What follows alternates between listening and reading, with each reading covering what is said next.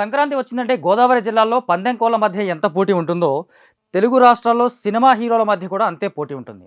అందుకే సంక్రాంతి బరిలో నిలిచి గెలిచి సత్తా చాటాలని ప్రతి హీరో సంక్రాంతి టార్గెట్గా తమ సినిమాలు విడుదల చేస్తుంటారు. అయితే ఈ మధ్య కాలంలో ఎప్పుడూ లేనంతగా ఈసారి సంక్రాంతి కాస్త టఫ్ అయింది. వివాదాలు వచ్చాయి, విమర్శలు వచ్చాయి, ప్రతి విమర్శలు వచ్చాయి. సినిమాల పరంగా రకరకాలైనటువంటి డిస్కషన్లు జరిగాయి. ఫైనల్గా రవితేజ ఈగల్ సినిమాను వెనక్కి నెట్టి 4 సినిమాలు బరిలో నిలిచాయి. సో మరి ఈ 4 సినిమాల్లో సాలిడ్ విన్నర్ అనిపించుకుంది ఎవరు?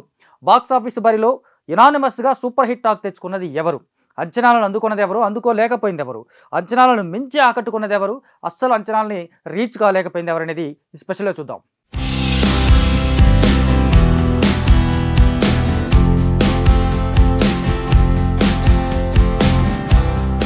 ముందు నుంచి సంక్రాంతి అనగానే మనకి జనవరి 12న మహేష్ బాబు గుంటూరు కారం, హనుమాన్ మధ్య పోటీ గట్టిగా ఉంది.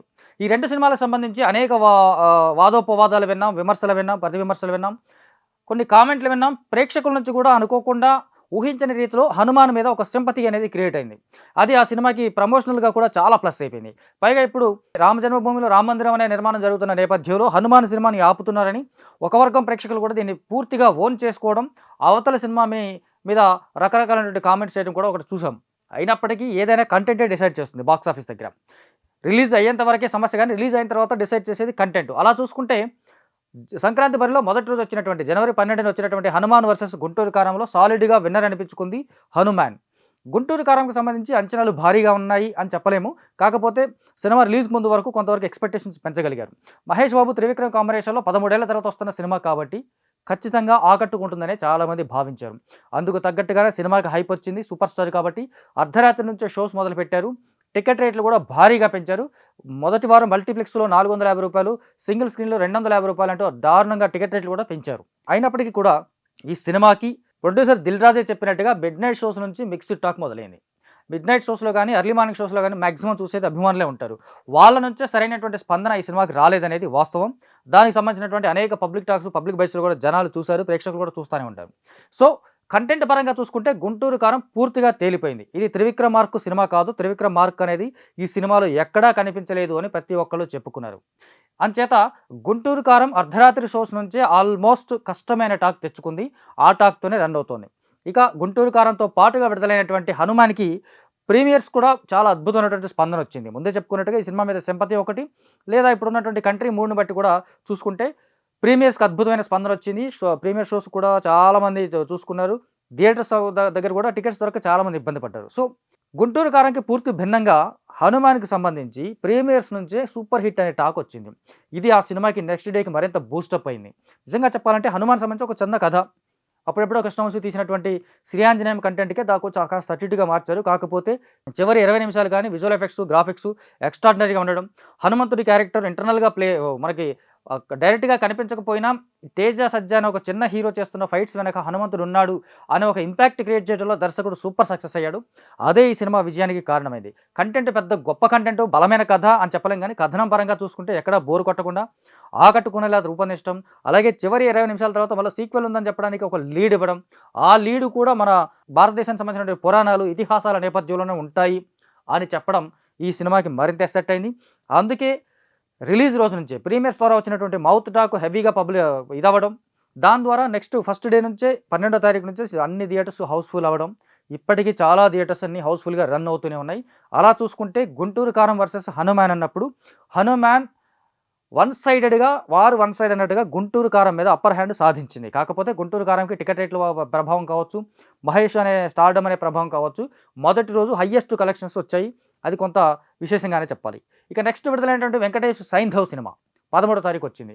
సైంధవ్ మీద నిజానికి ఎందుకో టీజర్ వచ్చినప్పుడు చాలామంది వెంకటేష్ కొత్తగా కనిపించబోతున్నాడు, ఓ కొత్త ప్రయత్నం చేస్తున్నాడు, ఆయన కెరీర్లో ఇది 75వ సినిమా కాబట్టి ఖచ్చితంగా బాగుంటుంది అని అనుకున్నారు. దానికి తోడు దర్శకుడు శైలేష్ కొలను అంతకుముందు హిట్ 2 అనే ఒక investigative thriller kind of franchise మూవీస్తో మంచి విజయాలు అందుకొని ఉన్నాడు. అంచేత అతను యాక్షన్ మూవీస్ని బాగా హ్యాండిల్ చేస్తాడని చాలామంది భావించారు. ఇటు పాప సెంటిమెంట్ ఒకటి క్రియేట్ చేశారు. బట్ ట్రైలర్ చూసిన తర్వాత సైంధవ్ మీద అంచనాలు తగ్గాయి అనేది వాస్తవం. ఎందుకంటే ట్రైలర్లోనే కథ అంతా చెప్పాను, సినిమాలో అద్భుతం ఉంటుందని దర్శకుడు ఊరించాడు. తీరా చూస్తే సినిమాలో ట్రైలర్ తప్ప ఇంకేమీ లేదు, ట్రైలర్ కట్టే ఒకటి మాత్రమే, ట్రైలరే డల్గా ఉంది, దాని నుంచి సినిమా ఇంకా డల్గా ఉంది అని ఆడియన్స్ నుంచి రెస్పాన్స్ వచ్చింది. నిజానికి వెంకటేష్ నుంచి 75వ సినిమా అంటే ఒక మెమరబుల్ అనుకుంటారు ఎవరైనా మైల్ స్టోన్ లాంటి సినిమాని.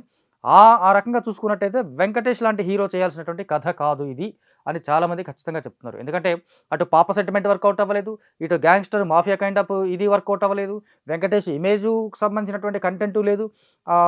హీరోయిన్‌కి సంబంధించినటువంటి పెద్ద మైనస్ ఉంది, లోపం ఉంది. అలాగే శ్రద్ధా శ్రీనాథ్ పాత్రని రూపొందించిన విధానం, వెంకటేష్ వీళ్ళిద్దరి మధ్య ఉన్న రిలేషన్ కూడా అసంబద్ధంగా, అనైతికంగా ఉండడం, ఎలా చూసుకున్నా సరే సైంధవ్ సినిమాకి ఇది పాజిటివ్, ఇది ప్లస్ పాయింట్ అని ఖచ్చితంగా చెప్పడానికి బలమైనటువంటి ఆధారం ఏది లేదనేది వాస్తవం. అందుకే సైంధవ్ మొదటి రోజు నుంచే అంచనాలు లేకపోయినప్పటికీ ఒక్కోసారి కంటెంట్ బలంగా ఉంటే ఆటోమేటిక్‌గా పికప్ అవుతుంది. పండగ సీజన్ కాబట్టి. బట్ సైంధవ్ సినిమా విషయంలో అలాంటిదేం జరగలేదు. మొదటి రోజే ఈ సినిమాకి ఆల్మోస్ట్ బ్యాడ్ టాక్ వచ్చేసింది. సో డిజాస్టర్‌గానే డిక్లేర్ అయినట్టు చెప్పాలి సంక్రాంతి బరిలో. ఇక నెక్స్ట్ 'నా సామిరంగ' సినిమా థియేటర్‌కి రావడానికంటే ముందు చాలా హడావిడి చేశారు. కేవలం 3 నెలల్లోనే సినిమాని షూట్ చేసి ఫినిష్ చేసేశారు. నిజానికి చాలామంది అనుకున్నారు, ఎందుకు ఇంత హడావిడి చేస్తున్నారు, కాస్త నింపాదిగా రావచ్చు కదా, అన్నీ చూసుకొని రావచ్చు కదా, ఇంత హడావిడిగా సంక్రాంతి బరిలో నిలిచి వీళ్ళ కారణంగా ఒక సినిమాని వెనక్కి నెట్టి ఇంత పోటీ ఉండగా వీళ్ళు ఎందుకు ఇంత ప్రయత్నం చేస్తున్నారని చాలామంది భావించారు. బట్ నాగార్జున ఏదైతే భావించాడో అది ఈ సంక్రాంతికి మాత్రమే వర్కౌట్ అవుతుంది అని అది నిజం. సినిమా చూసిన తర్వాత చాలామంది ఇది కంప్లీట్‌గా సంక్రాంతి మూవీ అని ఫిక్స్ అయిపోయారు. ఒక పండగ టైంలో మనం ఎలాంటి సినిమాని ఆశిస్తామో, ఎలాంటి వినోదాన్ని ఆశిస్తామో, ఎలాంటి ఎంటర్‌టైన్‌మెంట్‌ని కోరుకుంటామో అవన్నీ అంశాలు కంప్లీట్‌గా ఉన్నటువంటి సినిమా 'నా సామిరంగ'.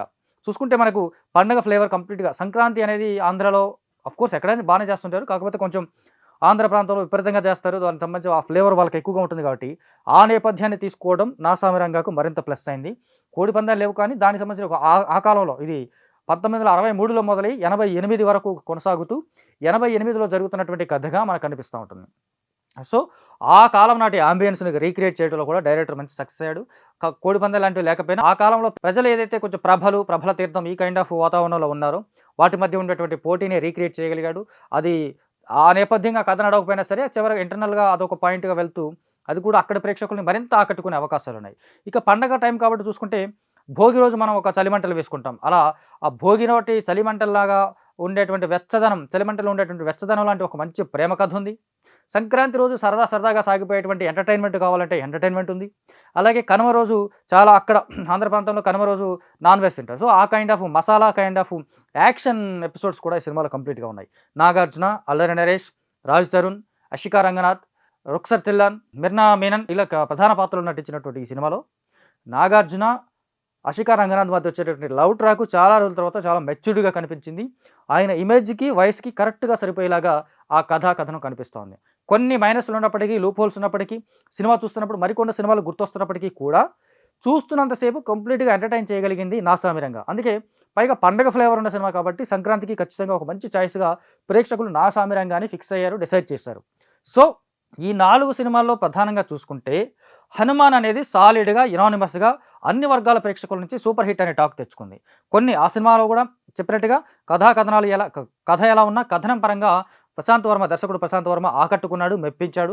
విజువల్ ఎఫెక్ట్స్, గ్రాఫిక్స్ దీనికి తోడు చిన్న పిల్లల్ని ఆకట్టుకునే అనేక అంశాలు ఉన్నాయి కాబట్టి ఫ్యామిలీ ఆడియన్స్ ఆ సినిమాకి ఖచ్చితంగా ఫస్ట్ ప్రయారిటీ ఇస్తున్నారు. అందుకే థియేటర్స్ అన్ని హౌస్ఫుల్గా ఉంటున్నాయి. సో సంక్రాంతి బరిలో సాలిడ్‌గా పర్ఫెక్ట్ నంబర్ 1 ప్లేస్లో ఉన్న సినిమా అంటే ఖచ్చితంగా 'హనుమాన్' అనే చెప్పాలి. ఆ తర్వాత చివరిగా వచ్చినటువంటి నాగార్జున 'నా సామిరంగ' సినిమా నిలుస్తుంది. ఎందుకంటే 'నా సామిరంగ' అనేది కంప్లీట్‌గా సంక్రాంతి ఫ్లేవర్ ఉన్న సినిమా. దానికి తగ్గట్టే ఎక్కడా డిసప్పాయింట్ చేయకుండా కథనాలన్నీ ఆకట్టుకునేలా ఉన్నాయి. మంచి ఫ్యామిలీ ఎంటర్‌టైనర్, ఎలాంటి అసభ్యత లేదు, డబుల్ మీనింగ్స్ లేవు. కుటుంబ సమేతంగా చూడడానికి ఇబ్బంది పడేటువంటి ఎలాంటి సన్నివేశాలు లేవు కాబట్టి ఇది కూడా 'నా సామిరంగ' కంప్లీట్ ఫ్యామిలీ ఎంటర్‌టైనర్‌గా బాక్స్ ఆఫీస్ దగ్గర విజేతగా నిలిచే అవకాశాలు పుష్కలంగా ఉన్నాయి. ఇకపోతే 'గుంటూరు కారం' వన్స్ పండగ టైంలో ఒకసారి చూద్దాం అన్న రీతిలో వెళ్తుండొచ్చేమో కానీ కంటెంట్ పరంగా చూసుకుంటే కంప్లీట్‌గా డిసప్పాయింట్ చేసింది. 'గుంటూరు కారం' అనేది థర్డ్ ప్లేస్‌లో నిలిచే అవకాశం ఉంది. ఇక 'సైంధవ్' పూర్తిగా నిరాశపరిచింది. ఆ సినిమా ఇంకా బాక్స్ ఆఫీస్ దగ్గర నిలుస్తుందా, గెలుస్తుందా అనేది కూడా డిస్కషన్ అవసరమే లేదు అన్న రీతిలో కొంతమంది మాట్లాడుకుంటున్నారు. కానీ వెంకటేష్ లాంటి హీరోకి ఫ్యామిలీ ఆడియన్స్ ఖచ్చితంగా సపోర్ట్ చేస్తారు. సినిమా ఎలా ఉన్నా ఒకసారి చూడగలిగే ఆడియన్స్ ఆయనకు ఉన్నారు కాబట్టి ఆ మేరకు కొంతవరకు బెటర్ అనిపించుకుంటుందేమో కానీ ఓవరాల్‌గా ఈ 4 సినిమాల లిస్ట్‌లో చూసుకుంటే 'సైంధవ్' అనేది చివరిలో ఉంటుంది. సో 'హనుమాన్' నంబర్ 1, 'నా సామిరంగ' నంబర్ 2, 'గుంటూరు కారం' నంబర్ 3, 'సైంధవ్' నంబర్ 4.